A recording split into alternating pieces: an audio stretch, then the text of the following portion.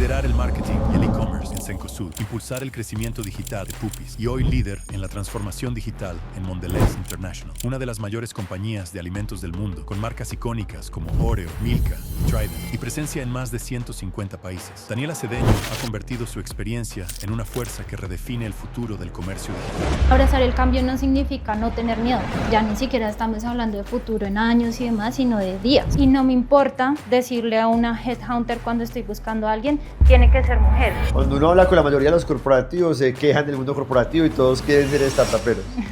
Soy Santiago Naranjo, apasionado por los negocios y Chief Revenue Officer en Vitex. En este podcast hablamos sobre lo que realmente está cambiando el juego y la estrategia detrás de la transformación global. No tener resistencia al cambio, porque el cambio siempre es transformación y es evolución.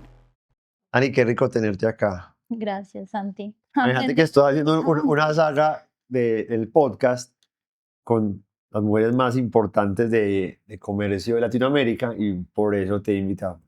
Pero me tienen súper desprestado. Yo creo que uno de los aprendizajes es, yo no sé las mujeres cómo hacen para organizar el tiempo. Todas tienen maestría, especialización.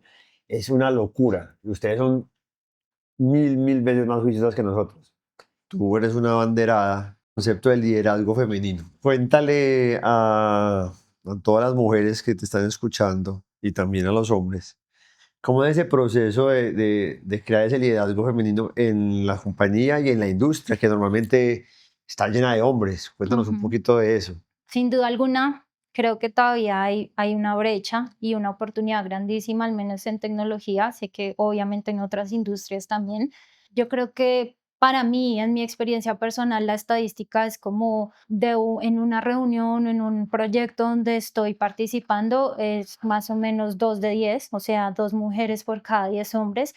Y eso obviamente pues tiene sus retos, ¿no? Tiene sus retos como para uno como líder, pero también para el ecosistema y el entorno de la empresa. Yo creo que uno como líder tiene que fomentar el crecimiento de las mujeres dentro del mundo, en este caso de la tecnología. Yo soy una abanderada de eso y yo velo 100% porque mis equipos siempre estén balanceados y no me importa decirle a una headhunter cuando estoy buscando a alguien, tiene que ser mujer. Lo primero que yo quiero que le cuentes un poquito a la audiencia es un poquito quién eres tú, quién es esa persona que hay detrás. Yo sé que es una profesional súper tesa, que ha crecido demasiado en Colombia y ya internacionalmente, que ahorita nos vas a contar un poquito de tu experiencia, pero me gustaría que te conectes con con esas personas que nos están viendo y le cuentes un poquito quién eres tú a la cámara.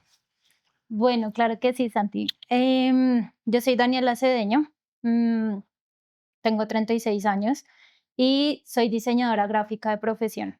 O sea, yo estoy en el mundo de la tecnología de forma empírica. Yo estudié diseño gráfico y mis primeros trabajos fueron como diseñadora gráfica en agencias de publicidad, haciendo piezas para digital, cuando en ese entonces estaba de moda En serio, o sea, Facebook y ese era el literal. boom digital. Se da una oportunidad de trabajar en Cencosud como diseñadora gráfica dentro del área de e-commerce y ahí conozco el mundo del e-commerce y me enamoro. Me enamoro porque para mí ese momento fue darme cuenta que lo que yo hacía como profesión se podía medir y a mí eso me impactó. O sea, fue como así que yo puedo saber que una pieza, puedo saber si la pieza es funcional, si no es funcional, si la landing genera conversión y empecé a querer aprender de eso muchísimo y ahí me involucré con esto y pues me enamoré del e-commerce ahí. Y en Cencosud yo tuve varios roles, siempre muy vinculados a marketing, pero en esos roles también me enfrenté a participar de proyectos digitales. Entonces empecé a participar de proyectos de implementaciones, hicimos un proyecto grandísimo que fue pues toda la implementación de la digitalización de todo el modelo de supermercados. Yo me acuerdo, yo estuve ahí. ¿Cierto? Con unos retos súper interesantes de cómo vender en una misma compra, en un mismo journey de compra, un televisor y unos tomates, ¿no? Sí, José fue nuestro primer cliente, fue el primer cliente de Vitex en Colombia. Correcto. Entonces, de hecho, hablaba con unas personas en estos días y les decías que yo me acuerdo que en ese momento incluso teníamos embebido al equipo de Vitex dentro de las oficinas porque era todo un reto, ¿no? Entonces, participé de eso y me empecé a involucrar mucho con proyectos digitales. De hecho, en mi última posición en Cencosud, yo lidero el equipo de desarrollo y el equipo de producto, ¿cierto?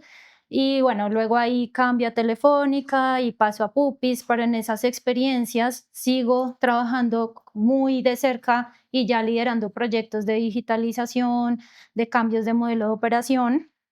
Y digamos que naturalmente se me empiezan a cruzar esos dos mundos, el mundo más como de marketing digital, de negocio y el mundo más de tecnología, de transformación. Em, y ahí es donde doy el salto a Mondelez.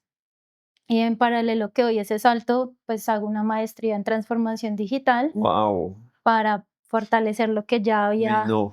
¿La puedo interrumpir y me cuenta un poquito más de tu experiencia en Cencosud? ¿Cómo fue? Claro, fantástica.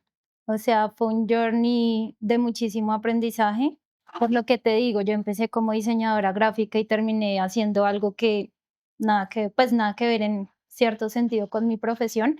Pero empecé así, empecé en la parte de diseño gráfico haciendo piezas. Yo hacía toda la parte de comunicación de Cencosud, los emails, las piezas, los banners, las landings, todo eso. Y empezamos a hacer muchos temas de medición, de darle como un aspecto mucho más funcional a la comunicación, ¿cierto? No solo la pieza bonita, pues, y eso transformó el rol en una posición más enfocada en lo que hoy se conoce en el medio como retail media, que en ese entonces las No empresas no le existía. conocían. De hecho, me acuerdo mucho que en ese momento, incluso trabajando con Google, hicimos una presentación para explicarle a las marcas el rol de trade digital, ¿cierto? Y por qué era importante, así como existe todo el modelo, digamos, en tienda física de monetización de espacios, de la parte caliente de las góndolas y demás, pues eso mismo llevó al digital, ¿no? Entonces eso fue lo que empecé a hacer en ese rol, trabajando con marcas que me parecieron una nota. De hecho, en ese momento trabajé con Mondelez, ¿cierto? Ah, como proveedor. Como proveedor, haciendo estrategias para que sus marcas, sus productos tuvieran éxito en el e-commerce de Jumbo y de Metro, ¿no? Que sus productos estuvieran bien catalogados, que tuvieran Catálogo posicionamiento. gigante, gigante, yo me acuerdo. Catálogo más de 5.000 productos hace 8 o 9 años, o sea, hoy debe ser, no sé, Mucho más. mucho más.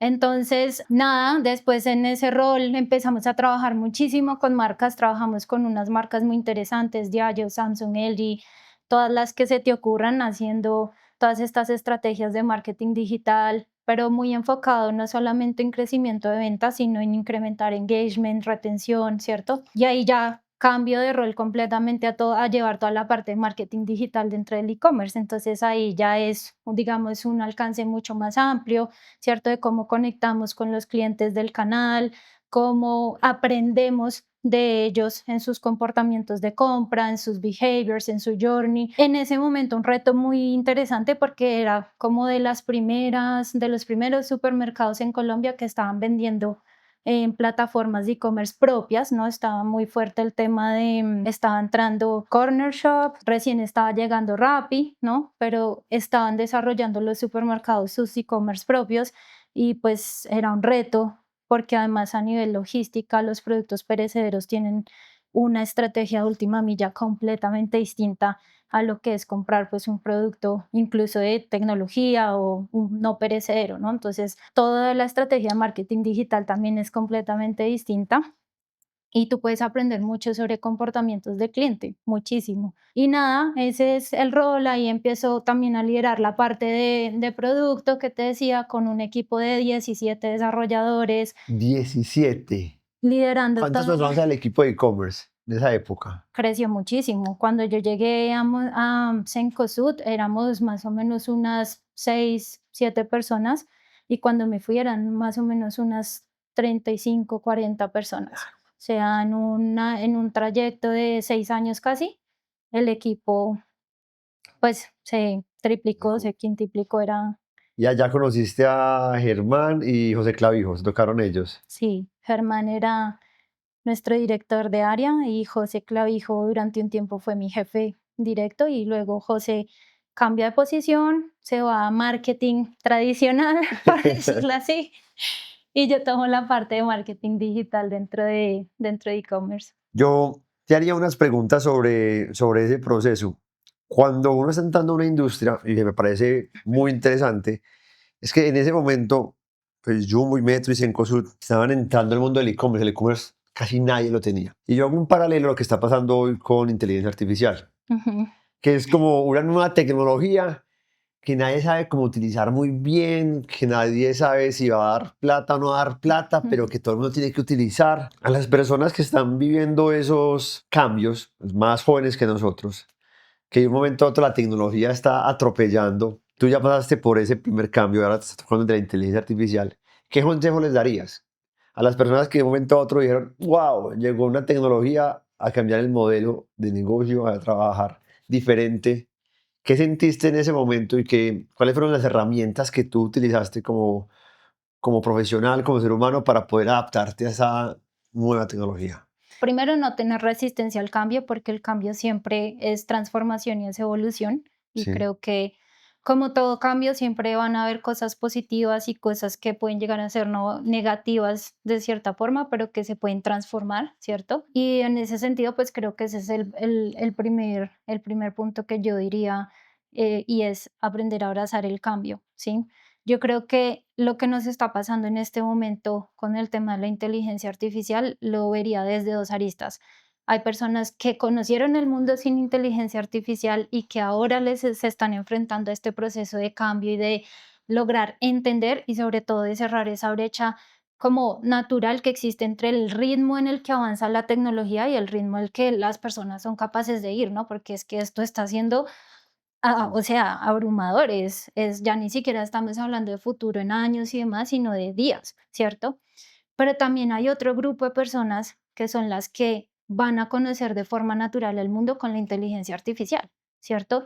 Entonces, esas personas que hoy están viviendo ese proceso de cambio, pues tienen que adoptar una postura y abrazar ese cambio porque al final, digamos que allá va a converger este momento, digamos, de transformación y de lo que está pasando con la inteligencia artificial y es que eventualmente el mundo ya va a ser un mundo donde la inteligencia artificial está embebida incluso en lo más básico y en lo más natural. Y ya nos pasa a nosotros, ¿no? O sea, ya hoy en día uno usa muchas aplicaciones o hace muchas cosas en la cotidianidad que tienen inteligencia artificial embebida y tú ni siquiera sabes, ni siquiera lo sabes. Entonces, creo que abrazar el cambio y abrazar el cambio no significa no tener miedo. Sí, uno puede sentir miedo frente a esos cambios, pero yo creo que es parte del proceso, sí, y aprender a navegarlo y encontrar en qué te beneficia esto nuevo que está trayendo, ¿no? En su momento, cuando yo viví el cambio de la introducción del e-commerce y el boom del e-commerce, pues a mí me pareció súper emocionante descubrir nuevas formas de conectar con los usuarios, descubrir nuevas formas de hacer transacciones. Entonces, yo creo que en todo este proceso de la inteligencia artificial hay cosas emocionantes y cada persona puede encontrar lo que es emocionante dentro de este proceso.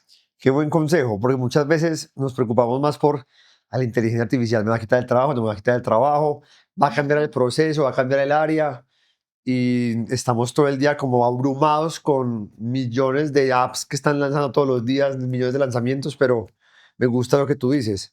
Encuentren lo que los emociona, encuentren qué les gusta de esto y enfóquense en ahí y con eso van a aprender.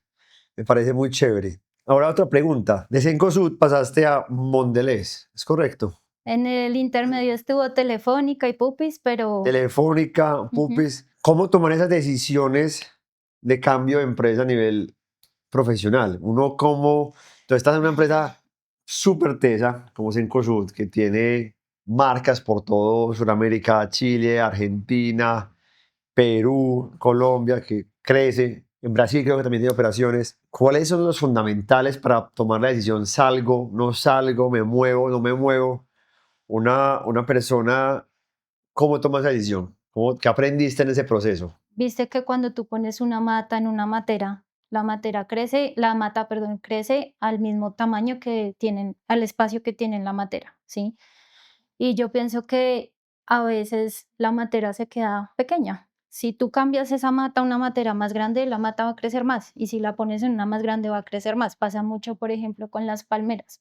Y esa analogía es lo que yo pienso de, para mí, uno de los drivers de decidir de cambiar de empresa o de hacer un cambio de ese estilo es en qué momento siento que la matera, que necesito una matera más grande, ¿no? Que la matera se quedó pequeña y que necesito una matera más grande.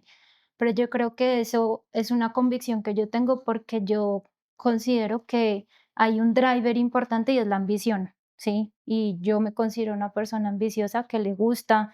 Primero me encanta el mundo corporativo, hay personas que no tanto, hay personas que son más de el emprendimiento y demás, pero a mí me encanta. Te gusta. Entonces, Pocas personas lo aceptan. Cuando uno habla con la mayoría de los corporativos, se quejan del mundo corporativo y todos quieren ser startuperos.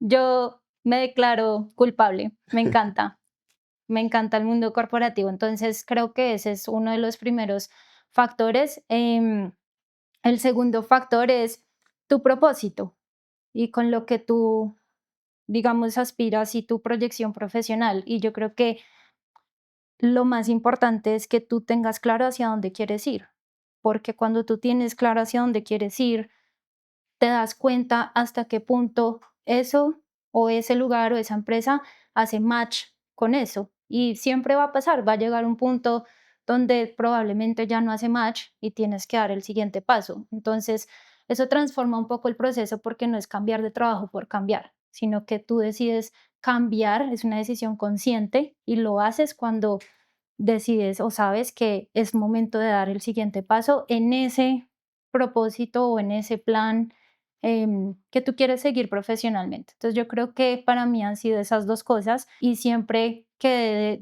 sentido como quiero dar un siguiente paso, tener claro qué es lo que espero de ese siguiente paso, qué es lo que quiero encontrar crecimiento, quiero aprender, quiero, porque yo pienso que uno como profesional en las diferentes empresas por las que pasa puede tener o un rol de muy experto, ¿cierto? Y ayudar a la empresa a transformarse, a crecer, a cambiar lo que de pronto los síntomas de la empresa que ya no están funcionando muy bien, pero también puedes tener un rol más de aprendizaje. Y entonces en ese sentido yo creo que han habido momentos de mi vida o decisiones de estar en una empresa u otra porque me siento en esa posición de necesitar aprender y crecer o en otros momentos porque me siento con la confianza de ser una experta para poder ayudar a la empresa desde otro punto de vista. En el proceso, cuando vas tomando las decisiones, yo me imagino que hay, como cualquier humano, ansiedad, puede haber miedo. ¿Quién te apoya para tomar esas decisiones? ¿Quién apoya a un profesional para tomar las decisiones importantes en la vida? En mi caso, mi núcleo familiar, sin duda alguna. Yo diría que especialmente mi papá, porque además mi papá trabaja en tecnología. ¿En Entonces, serio? hablamos el mismo idioma, ¿cierto? Y para mí es muy fácil decirle a él como, tengo esta situación, se dio esta oportunidad, ¿qué hago? ¿Qué me recomiendas? Desde una perspectiva muy como de estar en la misma industria, ¿cierto? Mis hermanas, porque para mí ellas son las personas que me conocen de toda la vida, entonces también conocen cosas que a veces no es que yo no las conozca de mí misma, pero no soy consciente de ellas y ellas me hacen ver a veces esas Pasa, cosas. pasa mucho, pasa mucho. Y yo personalmente creo que en la trayectoria profesional que uno tiene quedan amigos para la vida. Y yo soy muy cercana a personas que estuvieron en mis equipos y a personas que fueron mis jefes o mis líderes. Y para mí ese vínculo es muy importante en este tipo de momentos, donde tienes que tomar una decisión de ese estilo Qué o chévere. donde te enfrentas incluso a algo. Yo he tenido retos en mis trabajos actuales donde he acudido a un jefe de un trabajo anterior para ¿En preguntarle qué serio? haría o qué me aconseja, porque pues al final el mundo laboral pues no es como excluyente, ¿no? O sea, no es como que si tú trabajas en una empresa, entonces no te puedes salir de ese, de ese círculo, Núcleo. de ese núcleo. Y esas, yo creo que esas son las personas en las que yo busco apoyo. Pero sabes que yo no había escuchado de eso y me parece un aprendizaje demasiado bueno para los profesionales. Es, vayan construyendo ese network de como ese núcleo, esa familia profesional que los va a acompañar en el viaje y que van a estar ahí apoyándolos para preguntas, para asesoría, para tomarse un café y muchas veces para tomar decisiones difíciles. De hecho, por ejemplo, en uno de los retos que he tenido en Mondelez, me pasó una vez que estaba ante una problemática incluso de lógica matemática que decía, no sé cómo resolver esto, y llamé a una de las personas que me ayudó a implementar el ERP en Pupis, a una proveedora, y le dije como, oye, ¿cómo resolvieron esto ustedes? Ellos trabajan con SAP, trabajan con grandes clientes, ¿no? Entonces le dije, tengo este problema, no tengo ni idea de SAP, ¿qué hago? Explícame cómo lo manejan. Entonces es eso, ¿no? Es eso, es en el mundo laboral uno conoce muchas personas y qué bueno, qué importante mantenerlas cerca porque creo que todos en su proceso laboral y de aprendizaje y de crecimiento, pues siempre van a tener algo que te pueda ayudar o que te pueda aportar y viceversa, ¿no? También de este lado hacia allá. Muy bien. Vamos a hablar de uno de los momentos importantes ahora en tu carrera, la llegada a Mondelez. Quiero que nos cuentes cuál ha sido uno de los mayores retos que has tenido llegando a una compañía. Y si quieres nos puedes contar un poquito qué es Mondelez para los que de pronto no saben. Ok. Y nos cuentes cuál ha sido uno de los mayores retos que has tenido. Seguro mucha gente escucha Mondelez y no lo reconoce, pero si te digo Oreo, Tang, Club Social, Ritz, haces clic, ¿no? Entonces, Mondelez es una empresa de consumo masivo, se mueve en el sector de bebidas y snacks y básicamente es la compañía que está detrás de la producción de estas grandes marcas y tiene un portafolio súper amplio de más de 150 marcas Wow. a nivel global.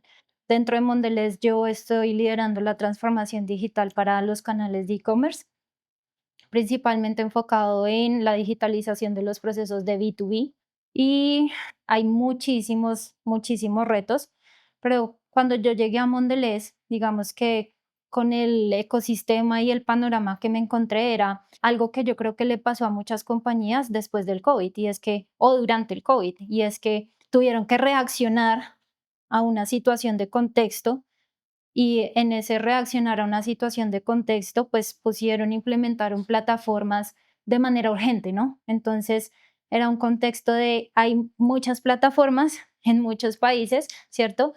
Pero no necesariamente se construyeron y se pensaron bajo la idea de escalarlas, De ¿sí? acuerdo.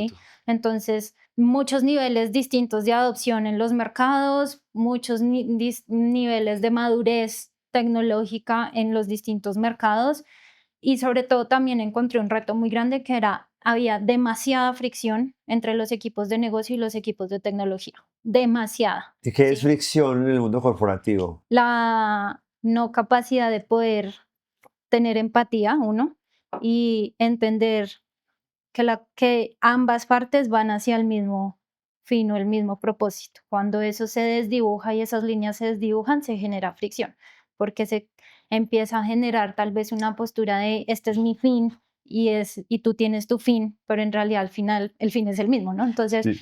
cuando se desdibuja eso y se genera como esa desconexión, se genera fricción, ¿no?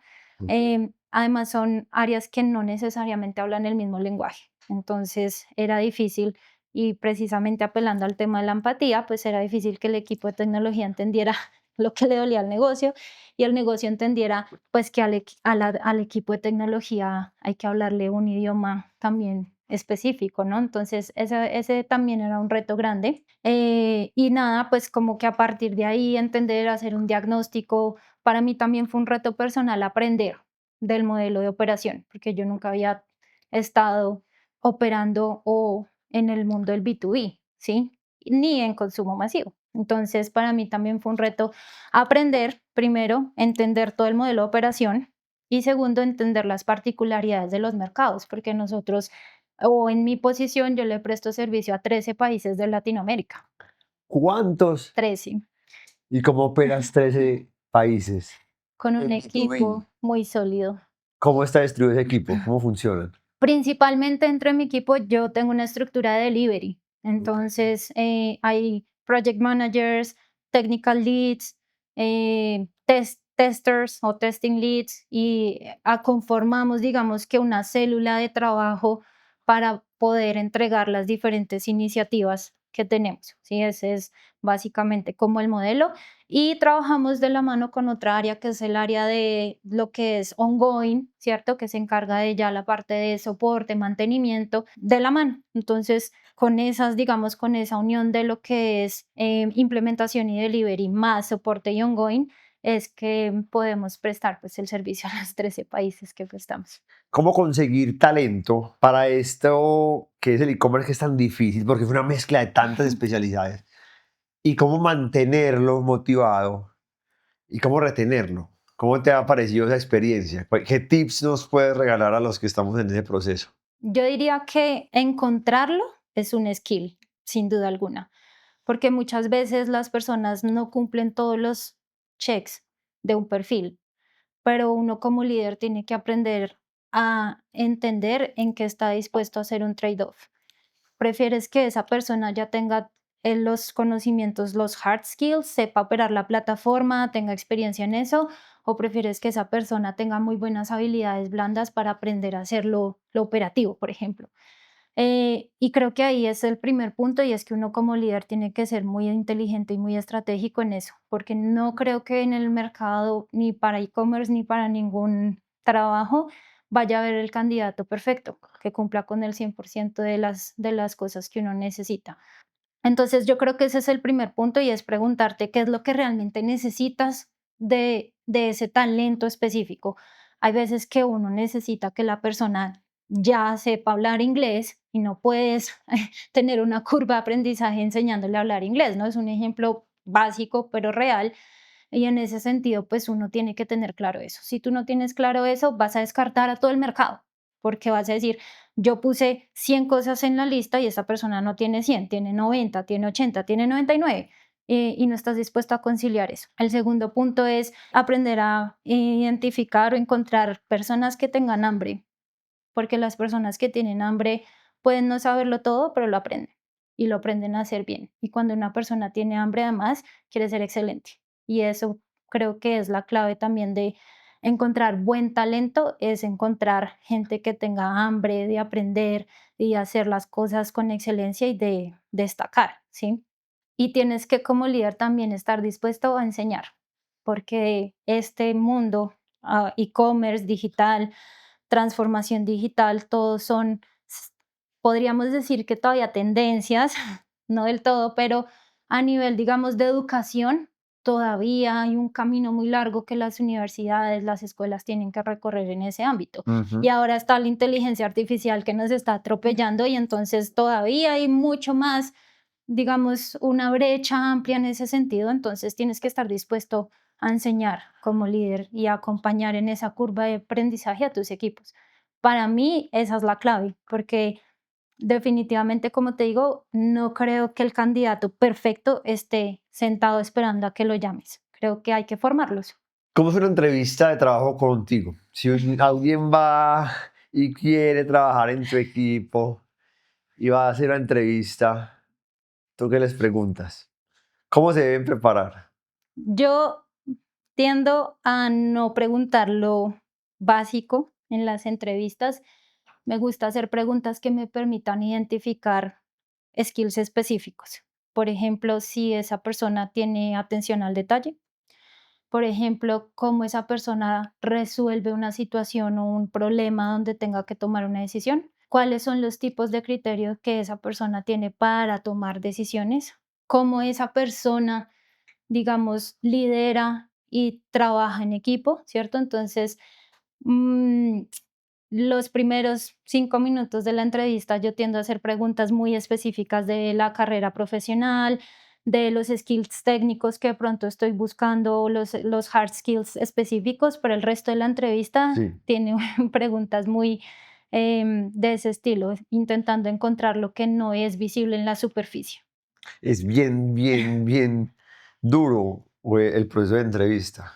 Y aparte, no sé, en mi caso, hacer entrevistas por Zoom para mí es un desastre, porque es que lo que uno aprende de una persona en vivo, en directo, es demasiado. 100%, en ¿Cómo eso van estoy están ustedes con 100%. el tema de Return to Office, híbrido? ¿Cómo está ese proceso? Entrevistas.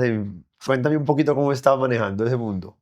Pues lo que pasa es que Mondelez es una compañía global y en ese sentido garantizar la presencialidad es imposible, ¿sí? Es una compañía que obviamente fomenta la presencialidad, pero fomenta la presencialidad con una mirada de conectar con los equipos, hacer team building, ser más eficientes, ¿cierto?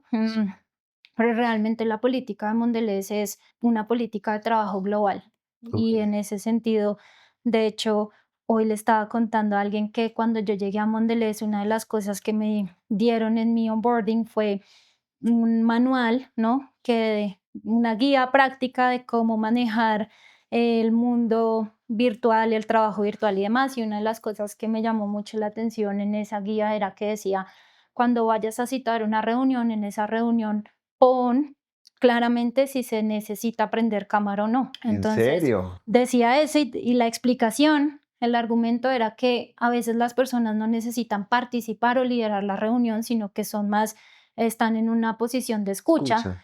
y no hay nada de malo que ese proceso de escucha se dé mientras estás sacando a tu perro, Modo mientras radio. estás haciendo mercado, ¿cierto? Siempre y cuando pues estés en la facultad de estar poniendo atención en lo que se está hablando y eso a mí me pareció súper interesante y chocante en ese momento porque Sí. venía de un retorno a la presencialidad después del COVID, ¿no? Entonces, y la verdad es que me ha parecido muy interesante trabajar de esa forma. Yo sí, digamos que no trabajo tanto presencial porque precisamente trabajo con gente de muchos países y sobre todo muchas de las áreas que nos prestan servicio están en India, en Polonia, en Europa, pero, pero pues yo creo que mi postura, al menos frente a eso, es la presencialidad, es importante, pero no con el fin de pensar que así vas a ser más productivo, porque realmente creo que trabajar virtual funciona y funciona igual de bien y hay que encontrar un balance entre o trabajar presencial o trabajar virtual, siempre tiene que haber un balance. Me encantó ese tema. Nosotros en Vite que estamos en un momento bien interesante porque nosotros somos como dos, llamémoslo así, dos equipos globales, el de Tech y el de Growth. El de Growth está 100% in office y el de Tech es 100% Virtual. virtual.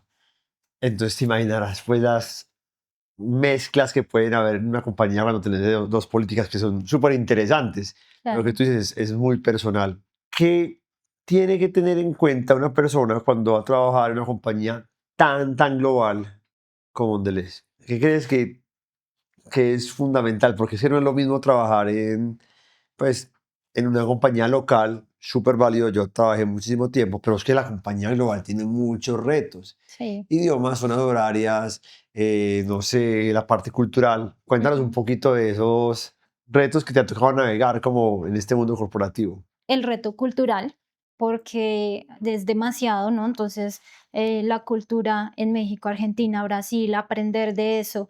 Yo creo que un gran consejo es no tomarse nada personal, ¿no? Cuando yo empecé a trabajar con gente de Europa, uno como latino es muy, hola, buenos días, ¿cómo estás? ¿Cómo te ha ido? ¿Qué Cierto tal que tu fin de sí. semana? Y esperas a que te respondan para responder y demás, ¿no? Y entonces el europeo era como, hola Daniela, necesito esto. Entonces uno no puede asumir que eso es parco, ni que Ni están que es siendo como groseros. ni grosero ni nada de eso, simplemente es un tema 100% cultural, ¿no? Otras cosas que pasan o que evidenció mucho en Mondelez es que tú, por ejemplo, le puedes escribir a una persona que está en Estados Unidos tipo 3 4 de la tarde y te dicen, sí, claro, mañana te ayudo porque ya voy de salida.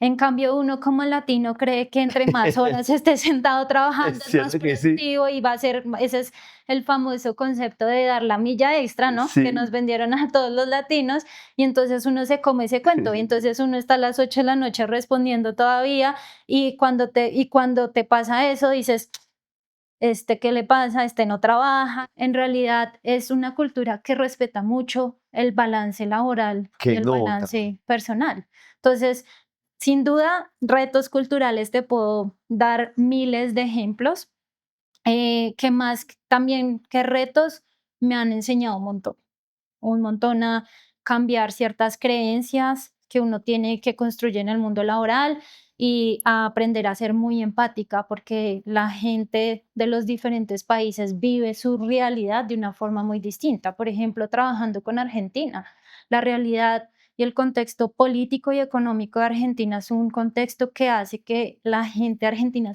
desenvuelva de una forma muy distinta a la que uno lo hace. Y uno tiene que aprender a entender, conocer eso para poder ser empático. Entonces, sin duda, retos culturales muchísimos, retos de temas de horario, no, conflictos de agenda, no, porque es una compañía global, pero yo creo que al final, si una persona decide trabajar en una compañía como esta, le tiene que gustar trabajar en compañías grandes y estructuradas, porque las compañías que son grandes como estas son compañías que ya pasaron por un viaje muy grande y tienen procesos estandarizados, ¿cierto? Tienen hojas de ruta claras, entonces no es como que tú te puedas mover dentro de la empresa como tú quieres y ya, ¿sí? Y eso es muy importante. Yo también trabajé en startup y el mundo laboral dentro de una startup y una compañía global es muy distinto, entonces te tiene que gustar la estructura y te tiene que gustar ese mundo que es mucho más, digamos, no más corporativo, pero sí mucho más estructurado y un poquito más lineal que de pronto el grado de incertidumbre que tú puedes encontrar trabajando en una startup. Existen movimientos a nivel mundial, digamos, que fomentan que la mujer crezca en el mundo de tecnología, pero yo creo que todavía falta mucho y creo que esa es nuestra responsabilidad como líderes, pues mujeres en el mundo de la tecnología, y es, uno sabe los retos que hay, pero uno tiene que ser mucho más activo en construir para cerrar esas brechas. Y eso creo que es lo que me gustaría dejar a las mujeres oyentes que están escuchando sobre esto, y es tomar un rol activo en generar acciones que busquen cerrar esa brecha, ¿sí? Y un rol activo puede ser algo muy pequeño. Una persona, una mujer que quiera aprender de tecnología, que quiera trabajar, empezar a trabajar, a vender por Instagram, por e-commerce, enseñarle, capacitarle, transmitir conocimiento, porque desde esas acciones pequeñas es que empiezas a generar, digamos, movimiento y cambio, ¿no? Yo tengo como mis propias leyes de cómo liderar, ¿no? Em, Danos unos tips. pues más que cómo liderar, son como los principios que yo creé para mí misma, para llegar a donde he llegado, ¿sí? Y que se volvieron como mi mantra, ¿no? Al comienzo de la conversación me preguntabas que muchas veces a uno le invade el miedo, y ese es uno de mis mantras, y es que yo creo fuertemente que uno tiene que hacer las cosas así tenga miedo, ¿sí? El miedo no puede ser paralizante, y yo he hecho muchas cosas en mi vida con miedo, ¿sí?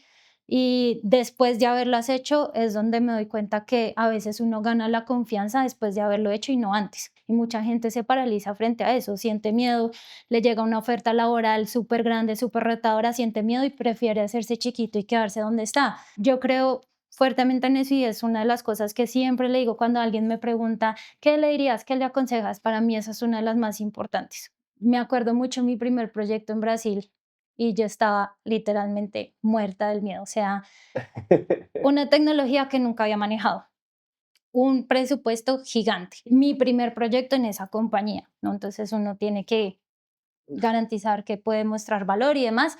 Y yo estaba muerta de miedo y lo hicimos así y construimos un equipo para hacerlo, y yo me rodeé de los mejores para hacerlo con miedo, pero hacerlo. Y hoy, 4 años después de esa experiencia, hacemos proyectos en Brasil 3 veces más grandes, 3 veces más complicados, con 3 veces más equipo, más presupuesto, y pues ya no da miedo. Entonces, creo que ese es como uno de esos grandes consejos y mantras que yo tengo.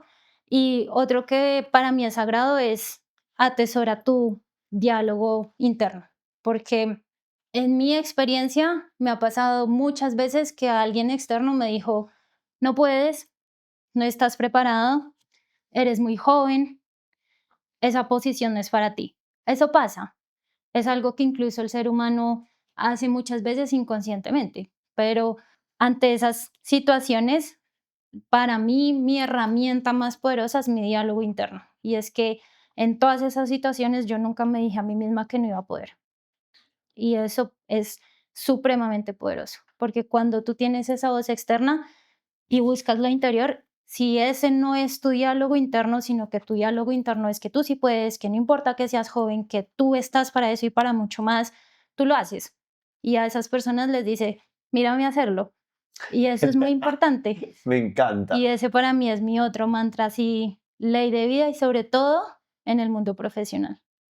Dani, me encantó. Yo creo que Ujú. vamos a ir cerrando, pero quería antes de cerrar que nos cuentes alguna anécdota profesional que te haya hecho cambiar la forma en que ves el mundo. Alguna anécdota en la que dijiste, wow, esto me cambió, esto me hizo trascender. Pero no sé si puedo hablar de eso en el podcast, porque es la historia de Germán.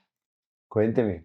Germán fue nuestro director en Cencosud y él fue una persona que en su momento como líder yo lo veía como un líder muy duro, ¿sí? Era una persona que te daba duro y te daba palo muy, muy, muy Durísimo. duro.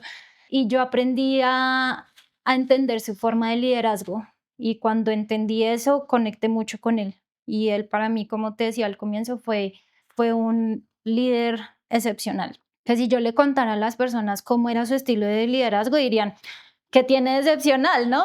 Y tú que lo conociste, pues creo que sabes de qué estamos hablando. Sí, no, era muy buen líder.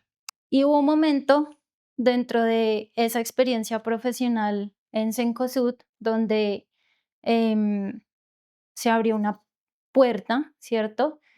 Y mucha gente dentro de Cencosud me dijo, tú no estás para esa posición, no apliques, no te la van a dar.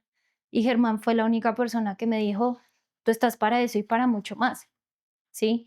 Y, y para mí ese momento de la vida, sobre todo por el contexto por el que estaba pasando Germán, ¿cierto? Para mí ese momento fue muy, muy revelador y fue muy importante, porque Germán, Germán murió hace 7 años. ¿Fue? 8 años, 8 años ya. porque Germán para mí fue la persona que me abrió la puerta, no en Cencosud, pero él me lanzó, ¿me entiendes? Él me dio una patada y me dijo, no te dejes quitar eso, ¿sí? Y para mí ese momento fue lo que hoy ha sido mi trayectoria profesional, ¿sí? Entonces, a mí ese momento me marcó mucho y en el sentido de yo todos los días en mi trabajo me cuestiono qué le estoy dejando a mi equipo, porque yo quiero ser eso para mis equipos. Yo quiero ser la voz que inspira a mis equipos, que les enseña, que los hace creer en ellos cuando ellos no creen en sí mismos y siempre tengo eso marcado y lo tengo marcado por Germán, porque cuando siento que no estoy siendo eso como líder, vuelvo a ese momento. Para mí eso se volvió un go-to place. ¿Qué le dirías a Germán? Que gracias, que hoy estoy acá donde estoy laboralmente y demás, no solo por él, pero sin duda alguna, gracias en gran parte a él. Dani, gracias por venir. Gracias a ti por la invitación, me encanta y me siento muy honrada de estar conversando contigo, Santi.